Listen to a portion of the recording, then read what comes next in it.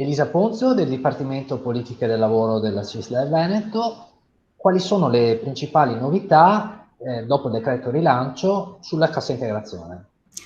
Per sospensione o riduzione dell'orario a causa delle difficoltà produttive dell'azienda dovute al Covid-19, ci sono tre strumenti: la cassa integrazione ordinaria, l'assegno ordinario erogato da FIS e dai fondi bilaterali di solidarietà e la cassa integrazione in deroga.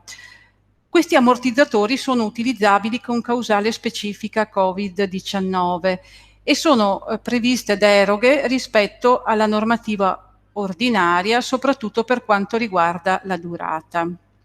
In sintesi, le novità che riguardano i diversi strumenti.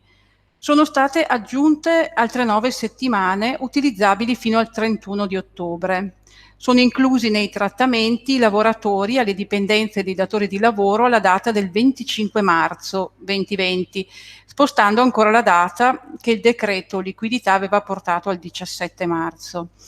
Viene riconosciuto l'assegno al nucleo familiare per i beneficiari di assegno ordinario e quindi FIS e fondi bilaterali di solidarietà, limitatamente però alla causale Covid-19. Vengono poi stabiliti tempi e procedure più stringenti per rendere più veloce il pagamento, in particolare per la cassa integrazione in deroga. Il decreto rilancio ha messo in capo all'INPS le procedure per la presentazione delle domande, che prima erano in capo anche alla Regione, per le nuove settimane di cassa in deroga. Ricordo che nel caso del Veneto abbiamo 4 settimane come aggiuntive come Emilia-Romagna e Lombardia.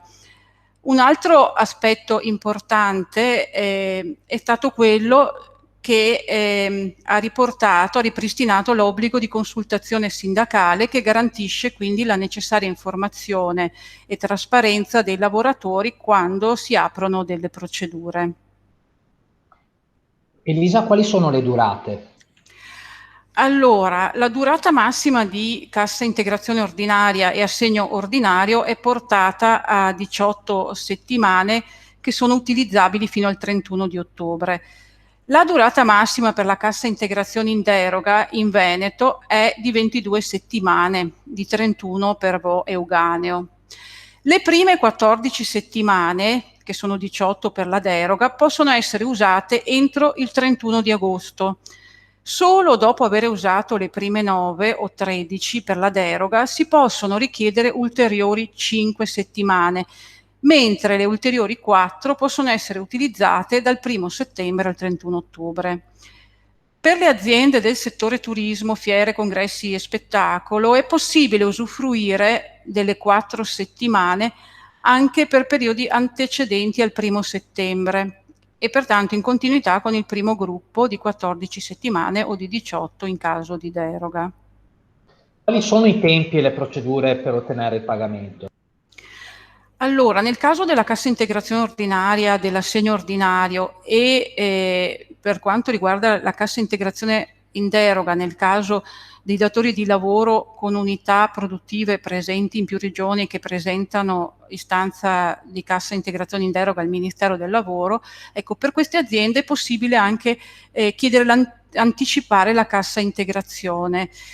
Nel caso di anticipo, la domanda va presentata all'INPS entro la fine del mese successivo a quello di inizio della sospensione, non più entro il quarto mese successivo come era in precedenza.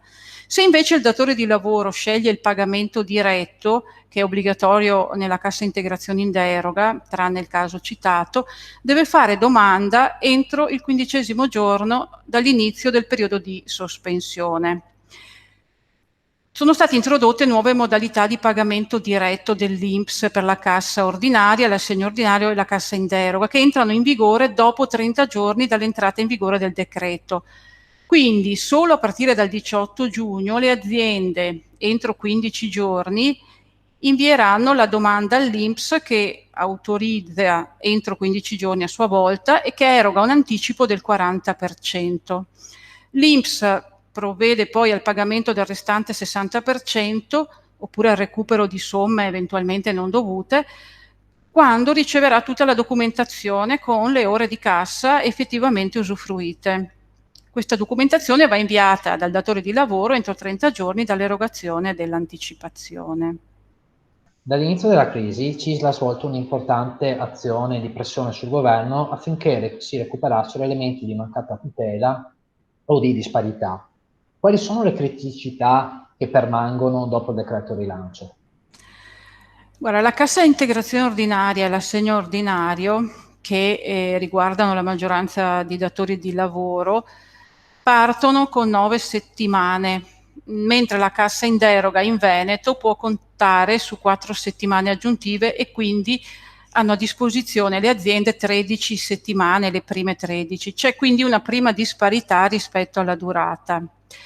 Poi la mancata continuità anche nell'utilizzo delle settimane aggiuntive di cassa integrazione in deroga ordinaria e di assegno ordinario sarà per noi l'altro elemento problematico per settori come quello dei servizi all'infanzia, ma anche per altri datori di lavoro che tra maggio e giugno avranno già completamente consumato la dotazione originaria delle 9 settimane e quindi l'aggiunta consentita di sole 5 settimane entro il 31 agosto lascerà una scopertura importante per cui le aziende saranno costrette ad adottare altri strumenti per fronteggiare cali o blocchi di attività lavorativa.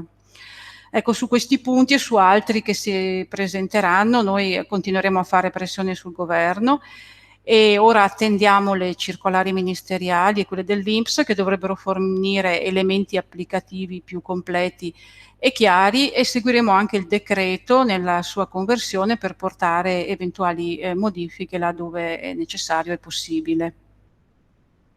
Bene, per maggiori informazioni la CISL è presente in tutti i territori con propri operatori e operatrici, sindacalisti e sindacalisti che possono offrire informazioni e consulenza di tipo qualificato su una materia così complessa e soprattutto sono a disposizione per aiutare i lavoratori delle aziende che si trovassero in questa fase in crisi per mancanza di lavoro.